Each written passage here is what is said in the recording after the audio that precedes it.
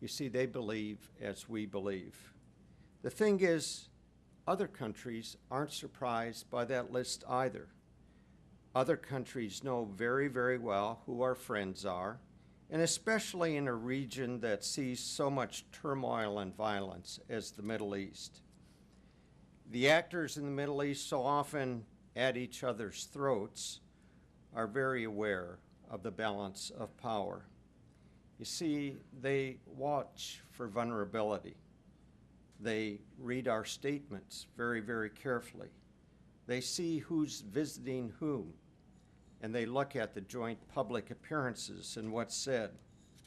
And recently, I would suggest to you that they've received very confusing signs. Public spats, public slights, a telephone dressing down, as happened in March between Secretary Clinton and Prime Minister Netanyahu. You see, that causes hostile states to think that maybe the relationship between the United States and its allies is somehow different. It causes them to think that maybe the relationship is not as strong as it once was. And this, I think, constitutes the most significant difference between father and son.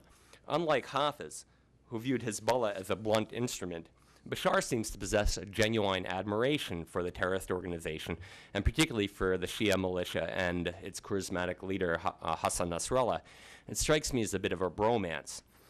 Now, in that context, this context of a strong recovery in the last several years, obviously Bashar has a very forward look to his policy. And I want to quote him here. And this leads on from David's remarks about Syria as a resistant state. This is Bashar himself, and this is from As-Safir this last month. The Lebanese paper reported it. We are not merely a rejectionist state. We are more than a rejectionist state, because this expression indicates passive resistance, while we must be activist.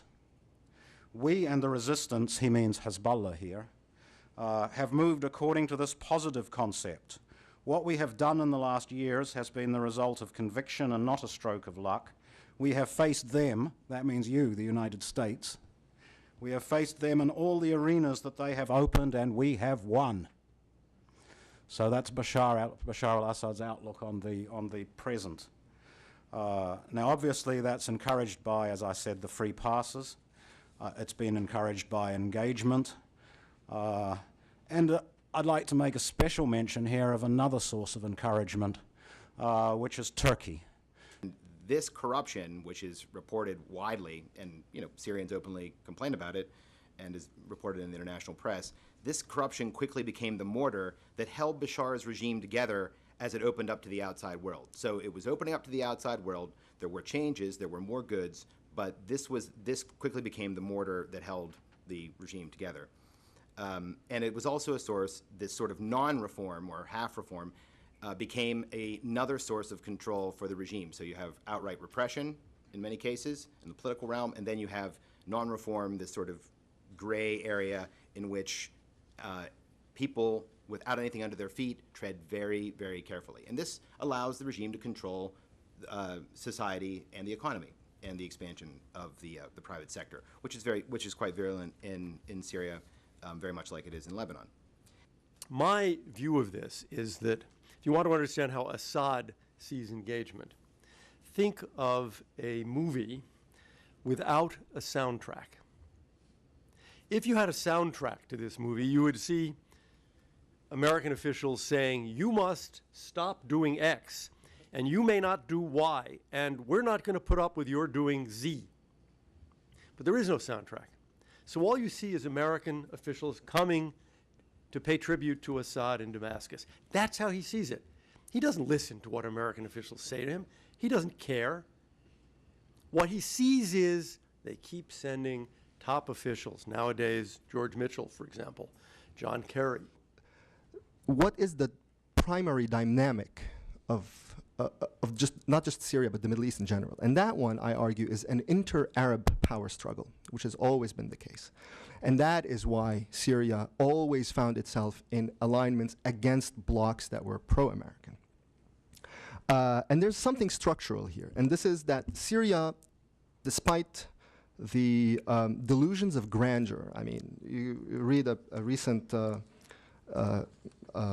interview by Assad in the Italian La Repubblica, and it's remarkable. You know, he's talking about some nexus of Syria and Turkey and Iran as a single large perimeter, including Russia as well, that combines the 5 seas, the Mediterranean, the Caspian Sea, the Black Sea, the Arabian Gulf, and the Red Sea. We're talking about the center of the world. And that's exactly how Syria sees itself. It's the center of the universe, okay? And this is part of it, a central element of its self-image and its role conception in the region, which is grossly incommensurate with its actual assets. Syria has no oil, has no economy, has no financial power, an obsolete army.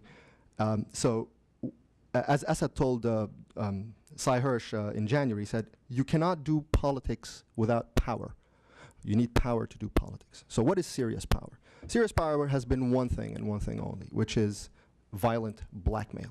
And that's why if you look at Ambassador Feltman's testimony, you'll see that there's nothing really about Syria per se. It's about Syria's ties to this organization, this country, that country.